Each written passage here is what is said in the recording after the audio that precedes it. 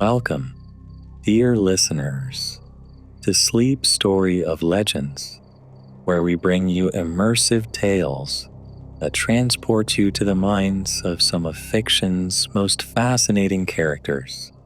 If you enjoy our stories, don't forget to like, subscribe, and leave a comment on what legendary tales you'd like to hear next. Now, settle in, close your eyes, and drift into the world of tonight's story, an intimate journey through the final thoughts of Dexter Morgan, the dark passenger's last ride. The snow beneath him was softer than he expected.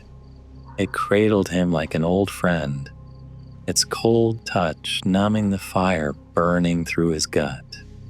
The gunshot still rang in his ears, but that was fading too, blending into the symphony of memories flooding his mind.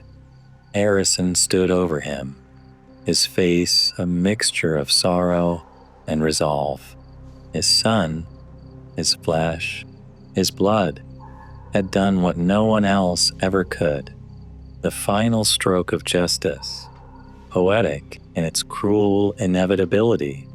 Dexter Morgan, the monster in the mask of a man, was dying, and as his heartbeat slowed, as his vision blurred, the voice inside him, the dark passenger, did not rage or fight. It simply whispered, "Remember." And so he did. The first kill, his first true kill, had been poetic in its simplicity. Not the experiments on animals, not the play pretend on mannequins. No, his first real dance with death had been a man who deserved it far more than most. Jamie Halloran, the man who had tortured and killed little boys, just like Dexter might have been. He remembered how his hands had trembled as he wrapped them around Halloran's throat, how the man's eyes bulged with the horror of recognition. A predator had finally met a greater predator. The thrill of it had been overwhelming. He had expected guilt, but there was none, only satisfaction. Harry had been right. His darkness could be controlled, shaped, given purpose. The code was born. The butcher and the beast. Few kills had ever felt as necessary as the ice truck killer. Brian, his brother, his true brother. Killing him had been the only time the dark passenger ever hesitated. Dexter had stared into those familiar eyes, so much like his own, and for the first time, he questioned everything. What if he had let Brian live? What if they had carved the world together? Two wolves among sheep. But the code was ironclad, and Deb deserved a brother, not a monster. The knife had plunged deep, a final betrayal to the only one who had ever truly understood him. The one that changed him, Trinity. Arthur Mitchell had been the first killer to shake him to his core. So controlled, so perfect in his ritual. A man of routine, of method, just like him. Except Trinity was a fraud. A monster who cloaked himself in family, who poisoned everything he touched.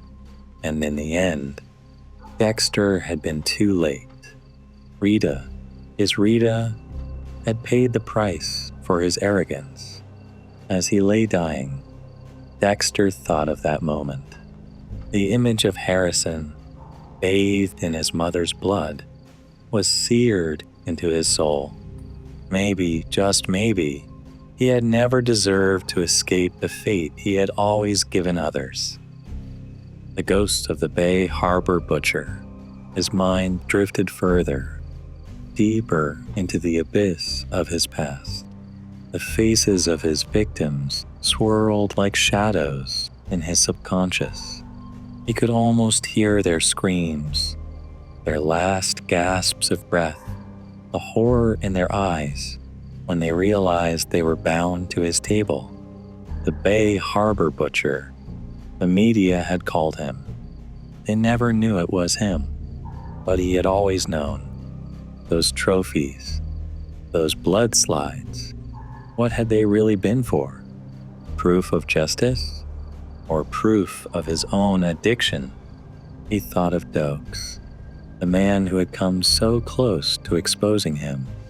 He had respected Dokes, in a way, a man with his own code, just as relentless as Dexter himself.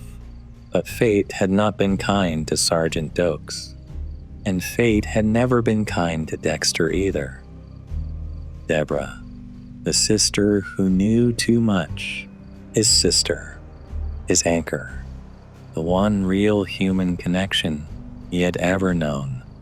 She had loved him blindly, fiercely, without question, and in the end, he had destroyed her, not with his hands, not with his knife, but with his existence. She had spent years chasing monsters, never realizing the one closest to her was the worst of them all. The moment she found out had been the beginning of the end. He could still hear her voice, shaking with rage and heartbreak. "You're a monster." And yet, even then, she had protected him, fought for him, died because of him.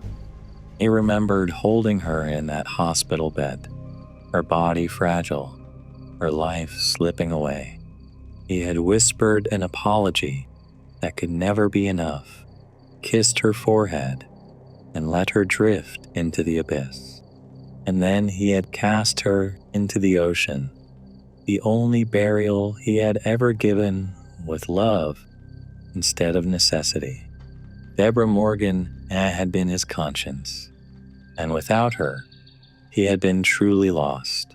Now, as death approached, he wondered if there was anything beyond this.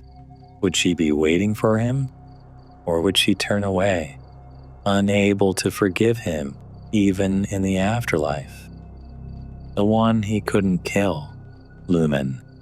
For the first time in his life, he had found someone who understood him, someone who shared his darkness, who needed his guidance. And yet, she had left. She had found a way out, a future, a light that Dexter had never been able to grasp.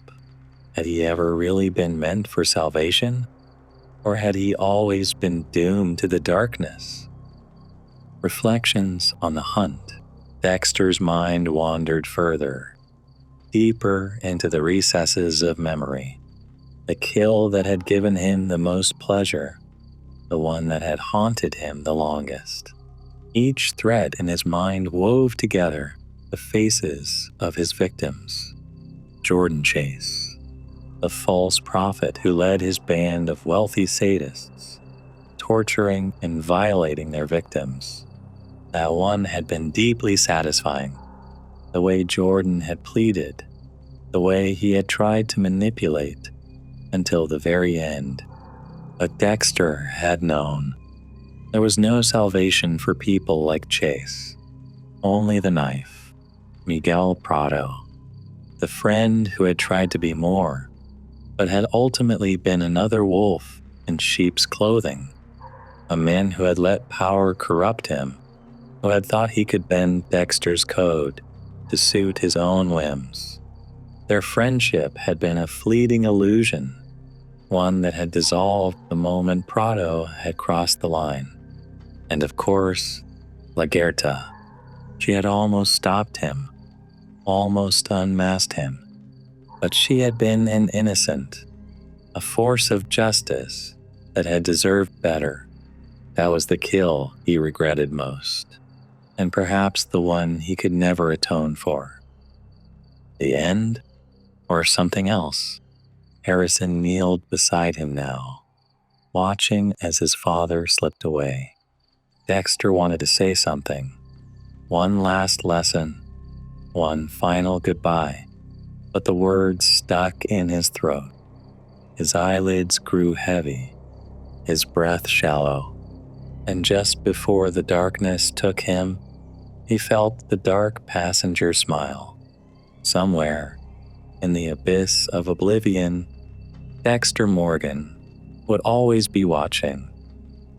Thank you for listening to Sleep Story of Legends.